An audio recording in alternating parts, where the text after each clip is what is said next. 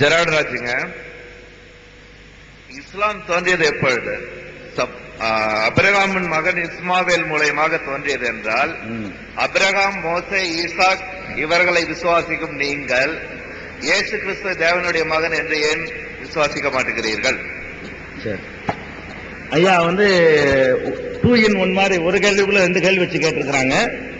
இஸ்லாம் எப்போது தோன்றியது என்று சொன்னால், நீங்க எல்லாம் சொல்லுவீங்க ஒரு 1400 வருஷத்துக்கு முன்னாடி முகமது நபிங்கிறவங்க இஸ்லாத்தை தோற்றுவிச்சாங்க, அப்படிதான் நீங்க எல்லாம் வணங்கி வச்சிருப்பீங்க. இஸ்லாமிய நம்பிக்கை பிரகாரம் அது தவறு. முகமது நபி இஸ்லாத்தை தோற்றுவிக்கவில்லை. முகமது நபி இஸ்லாத்துக்கு புத்துயிர் கொடுக்க வந்திருக்கிறார்.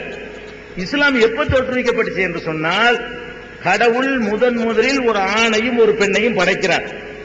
அந்த 2 பேருக்கும் கடவுள் சொன்னார், என்னை மாத்திரம் நீங்க வணங்கணும், நான் ஒருத்தன் தான் கடவுள், என்னிடத்துல உங்களுடைய எல்லா கோரிக்கைகளும் வைக்கணும், என்னுடைய கட்டளைப்படிதான் உங்களுடைய வாழ்க்கை அமைக்கணும்னு சொன்னார் பாருங்க.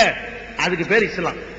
முதல் மனிதருக்கு சொல்லப்பட்ட கொள்கை என்னவோ அதே கொள்கையை தான் ஆதமுக்கு பிறகு அவருடைய வழியில வந்த ஆபிரகாம் சொன்னாரு, சாலமோன் சொன்னாரு, தாவீது சொன்னாரு, நோவா சொன்னாரு. இப்படி ஒவ்வொரு தீர்க்கதரிசிகளுமே ஆதமுக்கு என்ன கொள்கை சொல்லப்பட்டதோ அதே கொள்கையை தான் உலகத்திற்கு சொன்னார்கள். அப்படி சொன்னவர்கள் வரிசையில ஈசா நபி என்ற இயேசுநாதரும் ஒருவர். ஐயா சொன்ன மாதிரி ஆபிரகாமை நாங்கள் எப்படி மதிக்கிறோமோ அதே மாதிரி இயேசுநாதரை மதிக்கிறோம். குர்ஆனை வாசித்து பார்த்தீங்க என்று சொன்னா, இயேசுநாதரை அவ்வளவு கண்ணியமான முறையில் திருமறை குர்ஆன் சிலாகித்து உயர்த்தி பேசுவதை நீங்கள் பார்க்கலாம். இயேசுநாதரை தள்ளிட்டு மற்றவர்களை நாங்கள் ஏற்றுக்கொள்ளல. இயேசுநாதர் மாதிரி தான் நபிகள் நாயகமும் சொன்னாங்க. முகமது நபி என்ன சொன்னார்களோ அதுதான் இயேசுநாதர் சொன்னது. இயேசுநாதர் என்ன சொன்னாரோ அதுதான் ஆபிரகாம் சொன்னது. ஆபிரகாம் என்ன சொன்னாரோ அதுதான் ஆதாம் சொன்னது. அதுதான் இறைவன் மனுஷனுக்கு சொன்னது. எங்க நாங்க வேறுபடுறோம் கேட்டா, ஐயாவோட கேள்வி கேட்ட ஐயாவோட எங்க வேறுபடுறோம் கேட்டா, இயேசுநாதரை கடவுளுடைய மகன் என்று சொல்றாங்க பாருங்க, அதுல வேறுபட்டுருவோம். கடவுளுடைய தீர்க்கதரிசர்னு சொல்லுங்க, தூதர்னு சொல்லுங்க, கடவுளுடைய மகன் என்று சொன்னால் அப்ப கடவுளுக்கு எப்படி மகன் இருக்க முடியும்? கடவுளுக்கு சந்ததி இருக்க முடியாத. கடவுள் மகனும் கடவுளா தானே இருக்க முடியும். மனிதன் போடுகிற குட்டி மனுஷ குட்டியா தானே இருக்கு, ஆடு போடுகிற குட்டி ஆட்டுக்குட்டியா தானே இருக்கு. அப்ப கடவுள் போடுகிற குட்டி கடவுள் குட்டியா தானே இருக்கானு. அப்ப இயேசுநாதர் நீங்க கடவுள் மகன் என்று சொன்னீர்களேயானால் கடவுள் அம்சம் எல்லாம் இயேசுநாதர்கிட்ட இருக்க வேண்டும்.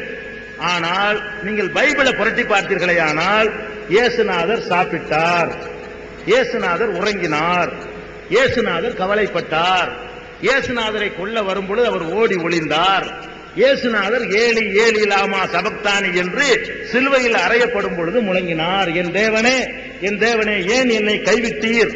அதுல இருந்து அவர் தன்னை இயேசு இறைவன் மகன் என்று அவர் சொல்லவே இல்லை. பின்னாடி வந்தவர்கள் கிறிஸ்தவ வரலாற்றுப்படி நான் சொல்வதாக இருந்தால், பவுல் என்ற சவுல் தான் இந்த இயேசுநாதர் தான் கடவுள் மகன் என்ற கொள்கையை உருவாக்கினாரே தவிர, இயேசுநாதர் சொன்ன போதனையும் முகமது நபி சொன்ன போதனையும் ஒண்ணுதான். இதுக்கு பைபிள்ல இருந்தே உங்களுக்கு நம்பர் வாரியாக டெக்ஸ்ட் வாரியாக உங்களுக்கு ஆதாரம் தேவை என்பதற்காக இறைவனுக்கு மகனா என்ற தலைப்பில் நான் எழுதிய ஒரு புத்தகத்தை உங்களுக்கு இப்ப தருவாங்க. அதுல நீங்க பைபிள்ல இருந்து கூட இயேசுநாதர் கடவுள் மகன் இல்லை நாங்க நிரூபிச்சிருக்கோம். பைபிளை படிச்சு பார்த்தா கூட இப்ப கொண்டாந்து தருவாங்க. இறைவனுக்கு மகனா என்ற அந்த நூல்ல பைபிளையே நான் மேற்கோள் காட்டி, இயேசுவும் நபிகள் நாயகத்தை போலவே ஒரு கடவுள் கொள்கையை உலகத்துக்கு சொன்னவரு, அவர் தன்னை மகன் என்று சொன்னதே கிடையாது என்பதற்கெல்லாம் விரிவா விளக்கம் இருக்கிறது. அந்த புத்தகம் உங்களுக்கு தரப்படும், அதில் வழங்கிறது. ஏசியா தீர்க்கதரிசியோட புத்தகத்தில் இருக்குங்க, இயேசு கிறிஸ்து தேவனுடைய குமாரன் முன்னறிவிப்பு ஏசியா தீர்க்கதரிசியோட புத்தகத்தில் இருக்கு.